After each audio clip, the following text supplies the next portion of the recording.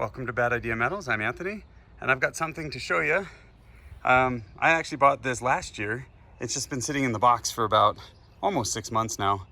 But I'm going to unbox it real quick and show you what this is, but it should help me get copper out of wires a lot faster. So I've just been waiting for better weather to break it out. So here we go. So there it is, the Vevor, or Vevor,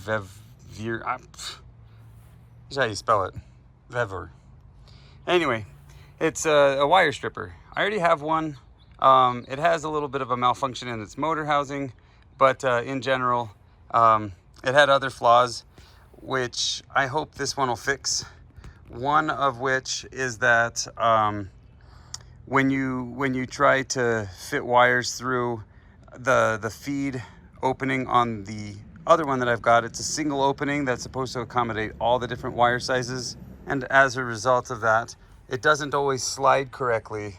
But you can see, I hope you can see, that down inside each one of those grooves is matching the wire opening in general width. So the diameter of each wire will more appropriately fit within the motor, the axle, I don't even know what you call that, the shaft that's spinning. So each blade also is independent, but again,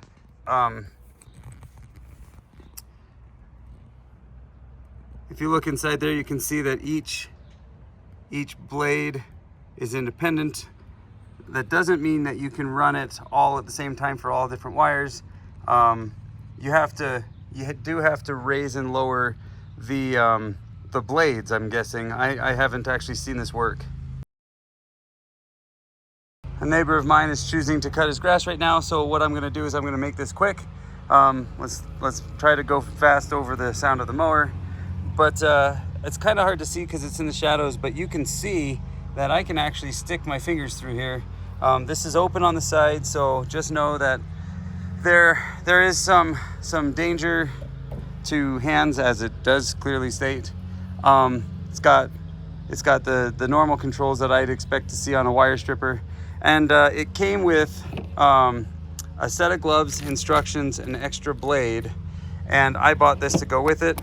It's a power, it's just a power foot pedal, and what I hope to accomplish with this is it turns itself off when you walk away from it, and then you'll turn it back on when you're ready to use it with your feet. It's a constant pressure pedal, so when I let go of it, it should turn the device off. And so I wouldn't have to necessarily be messing with these switches until I'm done for the session, for safety, of course. Anyway, so I brought out my battery, my solar panels, and my shadow. Welcome, shadow. Anyway, I brought out my battery because my battery has a way of telling how much power it'll use on the front panel. So we're gonna do a quick test and see how much power this is gonna actually use. It claims to be a 3.7 or 0.37 kilowatt hours. That's about 370 watts. So we'll see if that's actually true. I'm hopeful that it takes as little power as possible. My power bill has been going up with the electric kiln and with the other tools and devices that I've got. So I'm hopefully going to be able to use my solar setup here with these batteries as more of a work tool and not for an emergency backup. So anyway, let's just get into it. Let's go ahead and find some wires that'll fit through this. I believe that this is standard Romex right here. So you've got your 2 and your 3 wire. Of course, there's an extra ground in there. So this will have 3 wires and this will have 4. I'm not sure, that might be something else, but I'm thinking that's what we got. Which will be nice because I've got a lot of Romex that the outer housing with the shape that it is won't fit through any of these round holes right here. Okay, let's go find some wire. Okay, so we got our pedal set up. It's plugged into power. let's give this a test.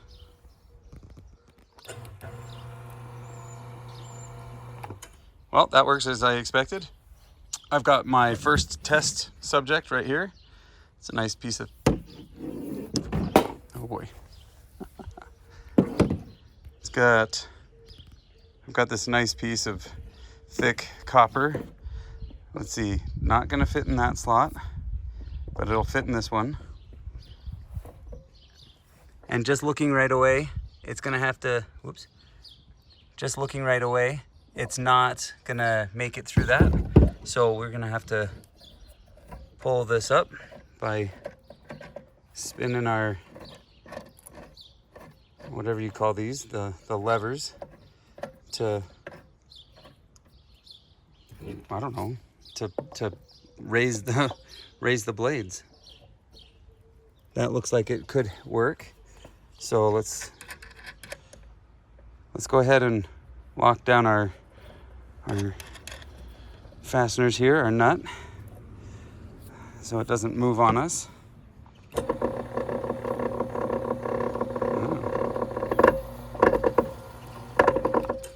I need to go a little bit higher. All right, so I'm just gonna fine tune this instead of making you guys watch. I've been through 5 passes where I recorded every pass, and I've had to adjust the blade height every single time. So what I'm gonna do is I'm just going to adjust it so it's the right height to pass through the right socket. And I'll catch you guys up on the other side of that when I have it successfully calibrated for this wire right here. Well, I feel a little silly. I didn't realize this, but the springs inside here, let's show you the spring. It's right there. It matters. So I lowered it down to a point, and I thought maybe it was gonna be too tight, and I fit the wire through, and you can see that it sliced it pretty well. It got down to the copper, but as it was doing that, the springs pushed the blade down onto the wire. And so as this thicker wire was passing through, the entire spring and blade mechanism went up, and it caused it to slice better. So now I feel silly that I didn't realize that that's how it worked, but we have a nice cut. So let me go ahead and peel this off now. I'm not gonna have the ability to do that with 2 hands. I'm not gonna be able to do that while holding the camera, so I'm gonna put this down for a second. The tripod's been put away well, it rained all day today, so I put it away. Let's go ahead and start peeling this off. Just for the sake of thoroughness here, I'm showing you how it sliced it, and I'll go ahead and maybe step on one end of it and just pull. So standing on one end to help me pull this out with one hand on the camera, you can see how it's pretty much effortlessly pulling up, and it's out. And we got ourselves a nice piece of bright and shiny. And now you can see we've got this nice piece of bright and shiny out of the wire shielding here, and that goes in the garbage. Now let's turn our sights over to some Romex. I really think that that's what this slot is for, or this one. We're gonna cut a segment off because this is so twisted and bent up that it won't fit through without some convincing. So I brought over my clippers. Let's cut off about 1 to 2 feet of this and feed it through the square sockets here on the left. And then it will reveal the single strands, which will probably go in that next smaller hole. Let me turn this so it's more in the sun.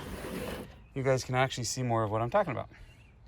Okay, so I cut off 3 pieces, and I left one kind of twirled a little bit, and I tried to straighten one of these guys. It doesn't even look like it. But I wanted to see how well it would pass through with the wire a little bit twisted. Let's start with this one that looks a little bit straighter, and I'm going to try to feed it through.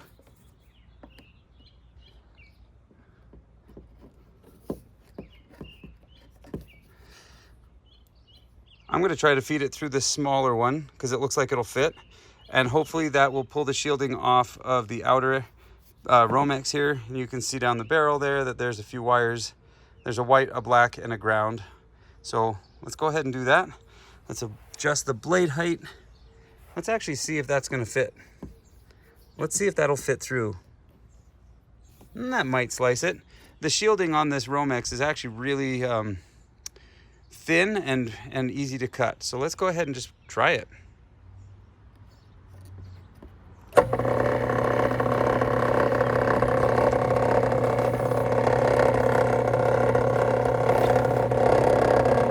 Yeah, it's not grabbing it. I'm gonna have to lower the blade.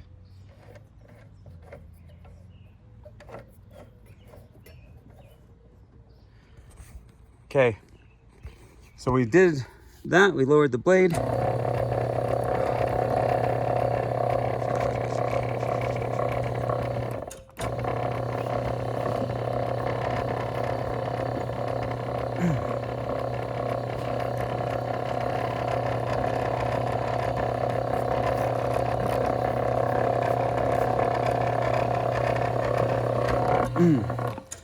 Well, you can see it kind of caught on the edge. Although it does look like it sliced it, you can see that slice right there. I actually think it might be easiest to do a little trick with Romex. Hold on, I'll show you what I'm talking about. I guess before I show you the trick, I mean, it was sliced, so why not show you the wire? You got a ground wire, the white and the black. And so let's let all that paper fall off. You've got your bright and shiny ground wire, which this one actually looks a little oxidized. And then you've got your white and black. So, and my camera's having a hard time zooming with so many things in the background. So let me show you my trick. I usually do this with the blade, so we're gonna do it carefully with the clippers here. I'm gonna snip the end. I'm gonna have to put my phone down for a second, but I'm gonna clip the end. All right, with the end clipped, I usually put it on the ground like I have here. And what I'll do is I'll step on one end and then I'll just pull the wire. So let me do that now. And it just comes up. So this isn't sliced. This one is, oh, gotta keep my foot on it though. Let's just go ahead and pull. And as you can see, it just let go. So my first thoughts on that Romex port on the wire stripper is it's not the greatest. It has really what did you call them? Really sharp edges, and it catches the shielding too well. So we have our ground out. Now we're holding two blacks and two whites. So let's go ahead and try to get these through that small hole. All right, so we're gonna have to lower this pretty far down. Well, let's see. Let's see if we can just fit this through. Huh? It's got a good grip. Let's see what'll happen. Well, it curled it for me. That's cute. But you can see it's got a good enough slice that I'm able to peel this almost one-handed. Let me put this down for a second. All right. And you can see how even with one hand, I'm succeeding in unshielding this.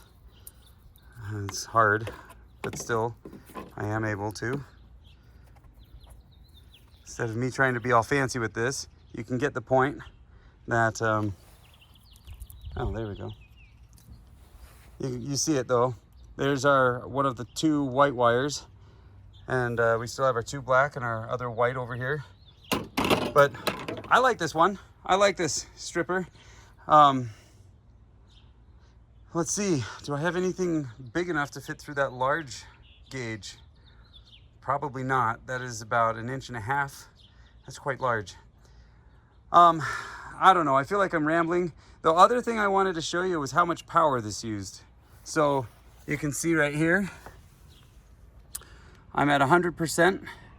And if I trigger with my hand, if I trigger, oh, hello, you get to see me. Anyway, let's focus on what's on hand here. So if I tell this to go, you'll see right underneath the 100, you'll see a number pop up. Oh, and it won't be zoomed in. It claims 206 watts of power are being used. 205. So that's pretty good. So 200 watts an hour. 200 watt hours, I guess is what you'd call that. But I like it. I like it a lot. I look forward to getting a lot of wires cut and trimmed, and we'll maybe do a year review of this next year around this time. So I'm excited to keep using it though.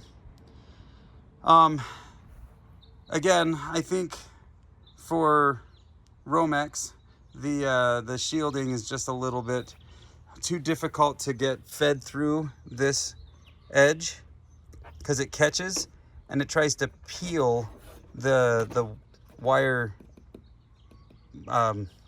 sheath, the coating. It tries to peel the coating off early right here on this edge. So maybe if they rounded that would solve that problem. I don't know. I'm sure if this wasn't so bent and twisted, it wouldn't have that problem also, but it does, so that's just too bad. Okay, well that's it.